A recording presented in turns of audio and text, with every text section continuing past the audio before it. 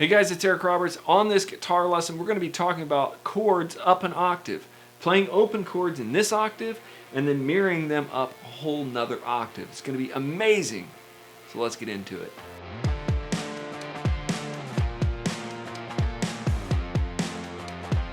Now, I am talking about playing a G chord like this. Now, if I play a G chord up here, I can also play that same form an octave higher like this. And I'm like, oh, wait a minute. Why am I even telling you guys this? It's kind of a weird lesson, but really, if you think about, when I think about back to my early days of soloing, which is what I'm talking about in some of my other lessons and courses, I think about the guitar in two halves, and I think about a lick that I can do up here. I can go, or I can do it. So it's really cool just to be able to move around. Or I used to do a lick that was like something like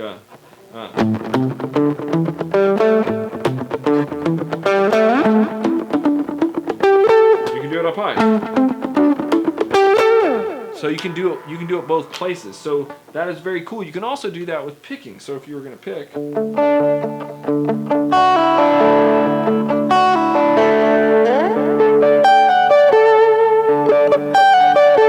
kind of like an arpeggio up high. So you can do that same thing. If you were going to do a C note,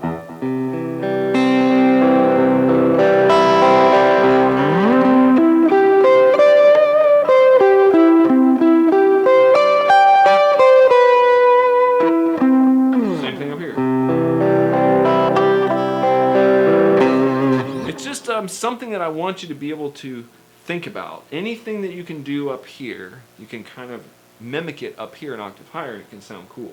So I'm going to throw on some drums in. Let's throw on some drums and see what happens.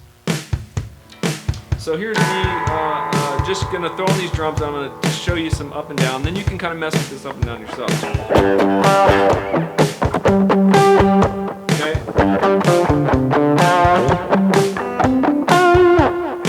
Okay. You can go.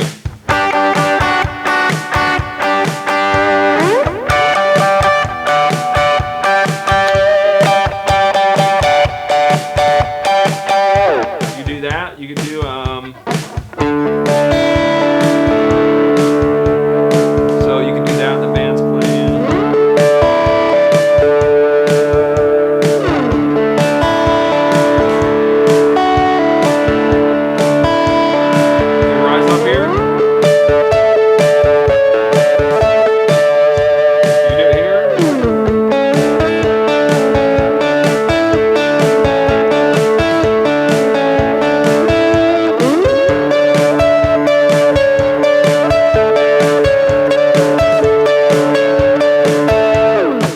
See, really, I'm just able to double the coolness of just kind of playing a little lick here and then just playing it up there.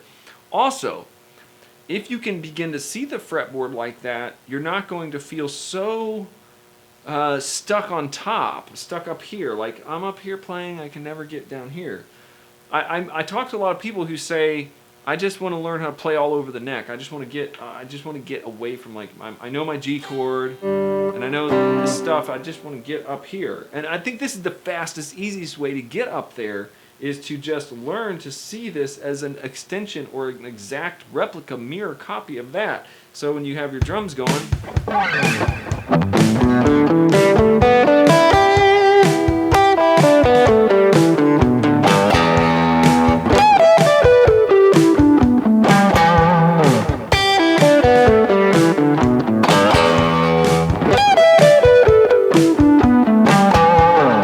sounds kind of like a little exercise, like I'm doing a little exercise, but I'm playing the minor pentatonic scale.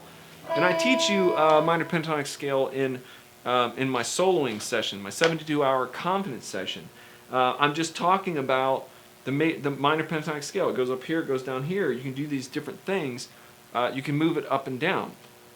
Now in this course that some of you guys are just finishing, this is just the bonus lesson about outlining chords up and down the neck, because if you know the names of the notes up here, like if you can deduce those and you memorize these, then you know them down here as well. So you actually have kind of doubled your thing. So I feel like most of the beginners I talk to that feel stuck up here. Like they've played a C chord, they played a G chord, but then they look at the neck of the guitar, the rest of the neck, like, I don't know what to do up here. I don't get like what's going on up there.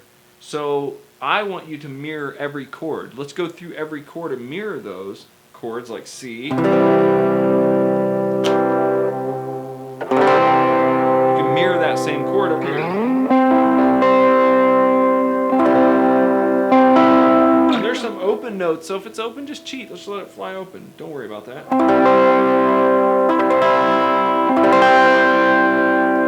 You can put that other note up there. You can put the high G up there if you want. The D chord's really cool. Probably one of my favorites. You can get up here with it. My high E strings, just a lot of tune. Hold on. So you can hear.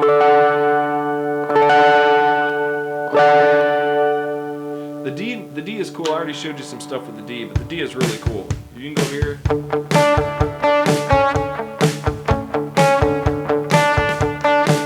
That's just the D. You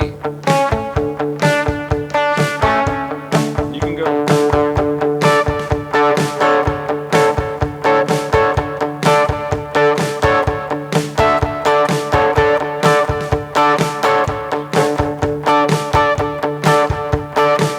The D is also one you can outline a lot. And when I say outline, I mean arpeggiate. So if you're on a D chord,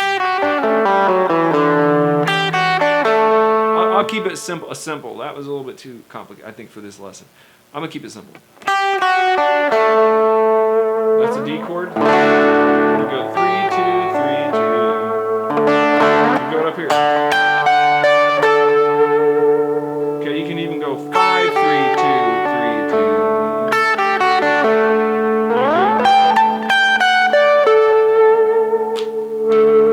Listen to that.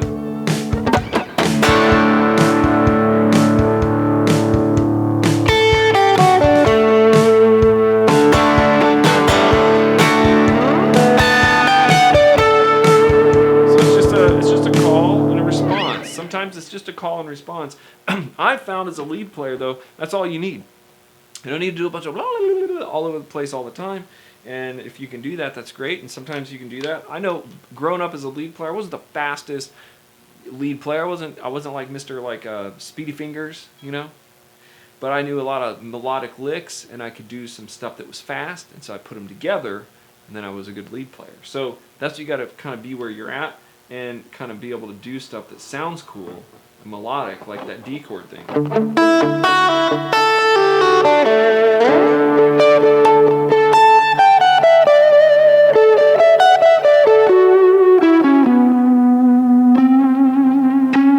then you play a bunch of, okay, so I played some weird notes in there, but that's okay too. You're gonna do that, and that's part of you learning. So you're coming up the scale. Weird note, weirder note, and that was the leading tone, so it was good then.